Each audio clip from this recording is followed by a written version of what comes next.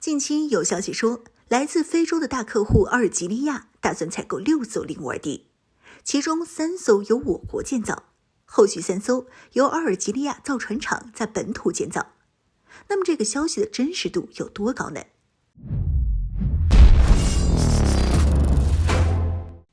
？Hello， 各位老铁，大家好，欢迎收看本期迷彩虎，我是虎妞。在阿布扎比防务战上，阿联酋购买了我国的 L-15战机以及 AR-3火箭炮。既然这天上飞的和地上跑的都买了，大家都认为阿联酋应该也会把这海里游的零五二 D 给买了。特别是在本次的访战中，我国还专门邀请了阿联酋方面人员上舰参观。引得阿联酋客户一阵赞叹，说自己很喜欢这款军舰，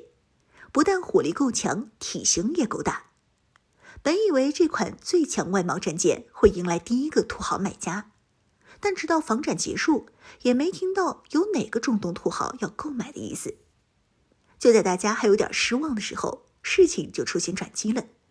网传消息说有土豪要购买零五二 D， 不过这个土豪和大家想的有点不太一样，他是来自非洲的阿尔及利亚。根据网传消息，阿尔及利亚打算采购6艘零五二 D 军舰，其中前3艘由中国建造交给阿尔及利亚海军，后3艘由阿尔及利亚的造船厂在本土负责建造。这让大家也感到很诧异，阿尔及利亚真的有这么多钱去买这6艘零五二 D 吗？虽然中国制造一向就是物美价廉的代名词，但零五二 D 的性能就摆在那儿，7500吨的排水量，加64单元通用垂发系统，加有源相控阵雷达，加各种配套导弹，甚至是鹰击21高超音速导弹。这个外售价格怎么着也得60多亿人民币，也就是10亿美元了。虽然这个价格能买到这样的主力舰，绝对是极为划算的，因为印度买的阵风战机都将近2.5亿美元一架，用4架阵风战机的钱换1艘零五二 D， 想都不用想，肯定是血赚不亏。虽说阿尔及利亚是个非洲国家，而非洲在大家的印象中一直都是贫穷的代名词，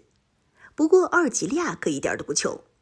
阿尔及利亚的经济水平在非洲处于第4位，在尼日利亚、南非、埃及之后。石油和天然气是该国的重要经济来源。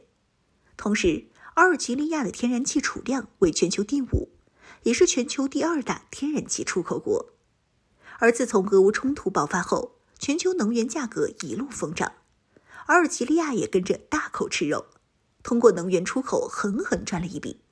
而且买6艘零五二 D 的话，我国也不可能在第1年就全部交付完成，肯定是要分成好几年交付的。因此，阿尔及利亚可以选择分期付款。如果说阿尔及利亚真要买的话，还真就有这个财力。但有人可能也想问了，就非洲这1亩3分地的，有什么对手是需要阿尔及利亚用零五二 D 驱逐舰对付的？而且还是一次就购买6艘。虽然阿尔及利亚在非洲没什么太强的对手，但是在隔壁欧洲可有一个对手，法国。法国现在的海军可以说是欧洲地区最强。英国虽然有2艘航母，但1艘还没战斗力，另1艘航母的舰载机都是从美国那儿借的，驱护舰更是得东拼西凑，才能凑出一支航母战斗打击群。而法国海军虽然对比我国海军也挺拉垮的，但好歹人家能拉出来一支航母战斗群，这就已经是欧洲地区最强了。由于阿尔及利亚距离法国十分近，再加上丰富的资源，法国一直都垂涎3尺。因此，上世纪全面入侵了阿尔及利亚，将其当作殖民地。后来经过斗争之下，阿尔及利亚终于恢复了自由，取得了独立。但法国依旧没有放弃对阿尔及利亚的垂涎。有这么个强大的邻居时刻盯着自己，阿尔及利亚自然是得加强自身的海军实力了。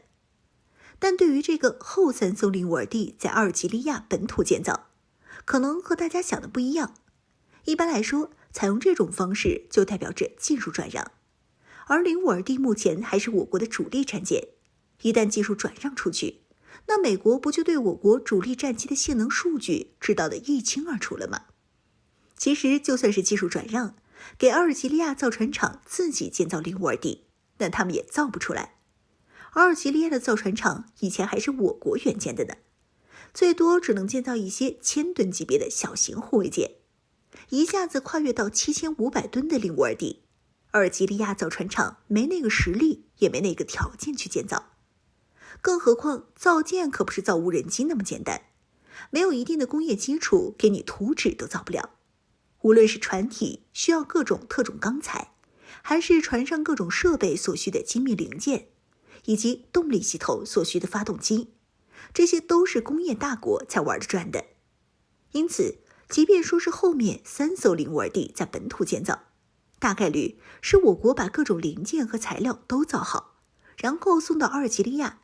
让阿尔及利亚的造船厂根据图纸自己去组装而已。另一方面，既然我国都敢出口这款军舰了，那么就必然有着更好的军舰以及应对方法。更何况军舰上的关键雷达系统数据，我国肯定换成了专用于出口版的。有着更强武器和设备的我国，难道还担心一款性能全方位落后的武器技术泄露吗？